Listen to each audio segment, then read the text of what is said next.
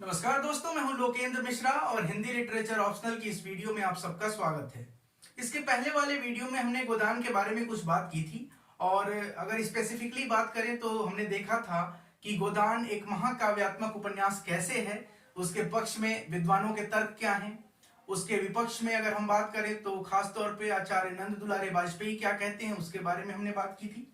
आज भी उसी कड़ी में हम गोदान की ही चर्चा करेंगे और चूंकि गोदान एक ऐसा उपन्यास है जो कि हमारे सिलेबस का भी एक बहुत बड़ा पार्ट हो जाता है, लगभग प्रत्येक साल वहां से प्रश्न आते ही हैं। तो इस हिसाब से अगर हम देखें तो गोदान को इग्नोर नहीं किया जा सकता है और गोदान के जितने आयाम हैं लगभग सब पर हमें बात करनी होगी।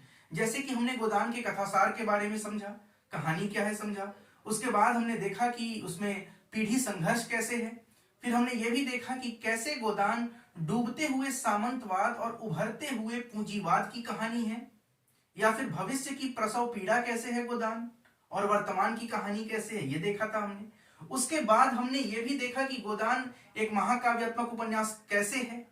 आज हम इसी कड़ी में बात करेंगे कि क्या गोदान को हम एक त्रासदी के रूप में देख सकते हैं।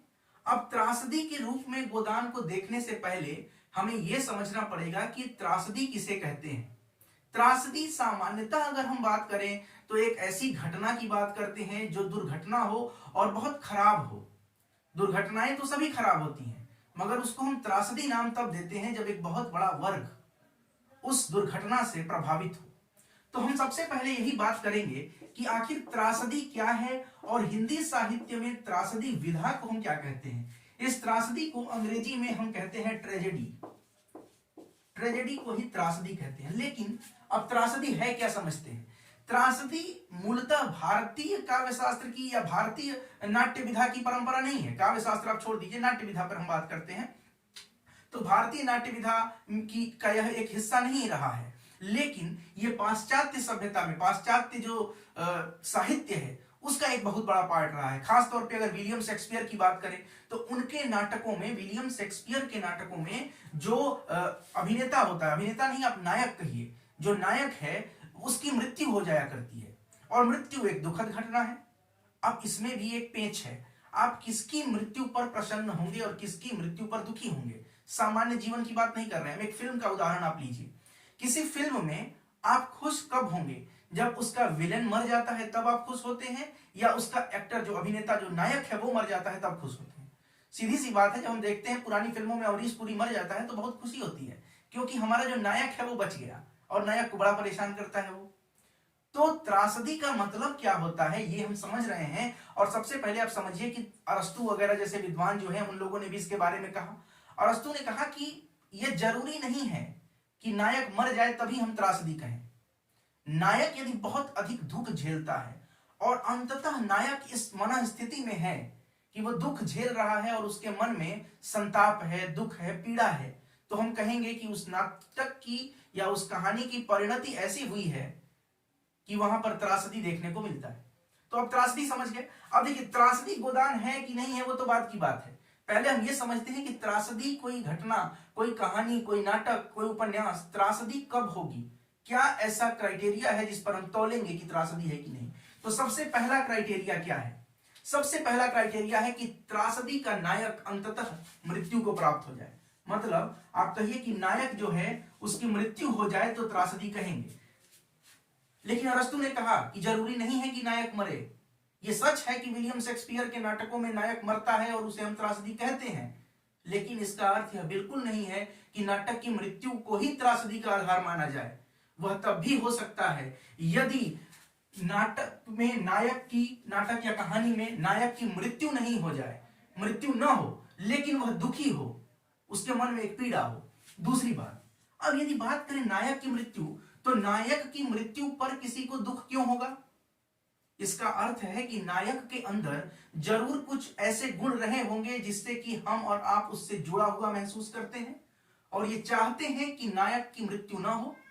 इसका सीधा अर्थ है कि नायक के अंदर कुछ ऐसे गुण होने चाहिए जिसे आप उदात्त गुण कह सकते हैं, जिससे कि पाठक के मन में सहानुभूति जागृत हो। यह तभी होगा जब वो क्या हो, जेंटलमैन हो, सज्जन हो, भद्र पुरुष हो। तो क्या हो, नाटक का नायक सज्जन हो, आप कहिए कि भद्र हो, या फिर आप इसको जेंटल कह सकते हैं। जेंटल हो, तभी तो आपको लगेगा कि हाँ नायक की मृत्यु से कोई आपको दुख होगा। ये तो दो ऐसी बातें हैं जिसके आधार पर आप देखते हैं कि कोई नाटक या उपन्यास त्रासदी है कि नहीं। इसके अलावा एक और बात है कि वो संघर्षशील हो, वह संघर्ष कर रहा हो अपने पूरे जीवन में और संघर्ष का परिणाम भी उसके पक्ष में न आए, यही त्रासदी है। दूसरी बात, मृत्यु हो या ना हो, पराजय जरूर होना चाहिए उसको। और एक खास बात है कि वहां पर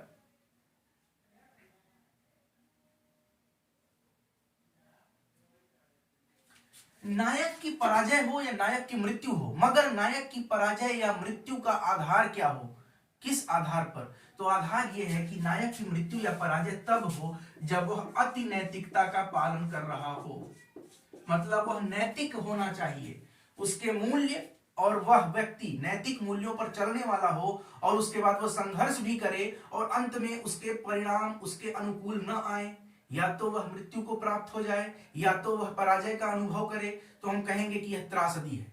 ठीक है, एक और कारण है जो इसके पहचान का है, ये तीसरा मैंने बता दिया। और चौथा जो बिंदु आप और कह सकते हैं त्रासदी को पहचानने का, वह यह है कि अंतिम प्रभाव जो है वह विरेचन मूलक हो। अब विरेचन मूलक का मतलब क्या होता है? नायक का जो पराजय हो या नायक की जब मृत्यु हो, तो किसी व्यक्ति का, जो पाठक है, जो दर्शक है, उसका मन द्रवीभूत हो जाए, वह उसके दुख से दुखी हो जाए, उसकी आंखों में आंसू आ जाए। इस तरह की घटना यदि होती है तो हम कहेंगे कि यह एक त्रासदी का लक्षण है। और त्रासदी के रूप में किसी नाटक, किसी कहानी, किसी कविता का मूल्यांकन तभी संभव है जब यह चारों बातें उस पर लागू हों। इन्हीं चारों बातों के परिप्रेक्ष्य में, प्रकाश में, हम अब गोदान का इवेल्युएशन करेंगे, गोदान का मूल्यांकन करेंगे कि क्या गोदान में भी त्रासदी है या नहीं है। तो चलिए शुरुआत करते हैं। सबसे पहले गोदान को हम त्रासदी माने कि ना माने, इसके पहले इन बिंदुओं पर उसको परखेंगे। तो सबसे पहली बात, हम यह डिसाइड करें कि गोदान का नायक कौन है। सामान्यतः हम देखें तो गोदान के नायक हम मानते हैं होरी को। होरी गोदान का नायक है, एक बात हमने क्लियर कर ली। अब आप बताइए कि क्या त्रासदी उसके जीवन में हुई है कि नहीं हुई है? बिल्कुल हुई है। कैसे? वह क्या सोचता है, उसका सोच देखिए। उसकी सोच है कि बस इस साल ऋण से गला छूट जाए तो दूसरी जिंदगी हो। मतलब वह अपनी पराजय को स्वीकार कर रहा है। स्वीकार नहीं कर रहा है, स्वीकार करना मजबूरी बन जाती है। गोदान के नायक होरी की यह मजबूरी है, उसके जीवन की यह विडंबना है, उसके जीवन की यही त्रासदी है कि वह कैसे भी एक उसकी इच्छा गाय की, और वह भी पूरी नहीं हो पाती है। जीवन भर किसानी करने के बाद, किसानी को मर्जात समझने के बाद, मजदूरी से दूर भागकर किसानी को अपनाता है वो, लेकिन अंततः उसे मजदूर बनने पर मजबूर होना पड़ता है। यह दिखाता है कि कितनी बड़ी त्रासदी होरी के साथ हो रही है। ठीक है, उसके बाद हम बात करते हैं। तो इसका मतलब है कि होरी में क्या हो रही भाई? होरी अंत में क्या है? लोन भी लेता है, कर्जा लेता है, तो कर्जदार बन जाता है। संघर्ष में इसका जीवन भी है, बिल्कुल संघर्ष है इसके जीवन में। अब गोदान का नायक कुलीन है, भद्र है कि नहीं है, इस पर एक प्रश्न उठाते हैं। देखिए, गोदान का नायक वास्तव में तो भद्र, अगर हम सामान्य स्थिति में देखें तो वह भद्र नहीं मालूम पड़ता है, मगर गोदान की होरी के अंदर कुछ ऐसे गुण हैं जो उसको एक दूसरे अर्थ में भद्र साबित करते हैं। वह अर्थ क्या है आप ये समझिए। पूरे जीवन जात, बिरादरी, मर्जात पर वह मरता रहता है, इससे वो समझौता नहीं करता है, तो इस मामले में वह भद्र पुरुष है। इसके अलावा वह अनैतिक क्यों नहीं? वह अनैतिक होता है कहीं कहीं पर, लेकिन वह अनैतिकता बहुत सीमित है। जब आप याद करिए, दमड़ी बसोर का प्रसंग याद करिए। लेकिन कुछ और भी स्थितियां हैं जहां पर वह व्यक्ति बहुत हद से ज्यादा नैतिक हो जाता है। जब वह झुनिया को अपनाता है, एक दलित बेटी को अपनाता है अपनी बहू के रूप में, जबकि उसका पुत्र उसे छोड़कर चला गया है, उसको वह अपनाता है, अपने भाई हीरा को माफ कर देता है। यह नैतिकता क्या होरी को नैतिक साबित करने के लिए काफी नहीं है? बिल्कुल काफी है। दूसरा, वह संघर्षशील है। आप देख रहे हैं कि वह संघर्षशील है। उसकी एकमात्र इच्छा गाय की, मगर वह भी उसे नहीं मिल पाती है, और समाज अंत में क्या कहता है कि गोदान करना पड़ेगा उसकी मृत्यु के पश्चात। देखिए, यहीं पर गोदान का नामकरण भी सार्थक होता है। प्रश्न पूछ सकता है गोदान का नामकरण, गोदान के नामकरण की सार्थकता पर टिप्पणी करिए। तो इन्हीं सारी बातों से आप उस उत्तर को भी लिखने का प्रयास करेंगे। अब बात करते हैं कि क्या होरी का ये जो पूरी कहानी है, कि इसका अंत त्रासदपूर्ण हुआ है, क्या त्रासदी वाला अंत है? जो अति नैतिकता है, जिसको एक और शब्द दिया जाता है, मैं यहां लिखता हूं, अति नैतिकता को एक और शब्द दिया जाता है हैमर्सिया। हैमर्सिया का मतलब है अति नैतिकता। तो आप बताइए होरी के जीवन में अति नैतिकता कहां पर आई है? होरी के जीवन में भी अति नैतिकता आती है कब? जब वह झुनिया को ले लेता है अपने पास, मतलब झुनिया को वह अपने पास रखने के लिए तैयार हो जाता है। झुनिया को उसका जो बेटा है, मतलब गोबर जो है होरी का बेटा, वह छोड़कर चला जाता है, लेकिन वह रखता है। दूसरी बात, वह मर्जाद और बिरादरी से संघर्ष करता रहता है मगर कभी भी हार नहीं मानता है।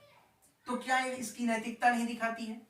लेकिन इसके अलावा कुछ लोग और भी कहते हैं कि ये समझौतावादी भी है, कहीं कहीं पर इसने समझौता भी किया, वो बात ठीक है। लेकिन जब हम बात करते हैं चौथे बिंदु की, जिसमें कि पराजय या नायक की मृत्यु जब होती है, तो उस समय क्या विरेचन मूलक प्रभाव है? क्या उसकी मृत्यु से, क्या होरी की मृत्यु से आपको दुख होता है? तो हाँ, बिल्कुल सही बात है, हर जगह दुख है। ये दुख गोदान की शुरुआत में भी है और गोदान के अंत में भी है।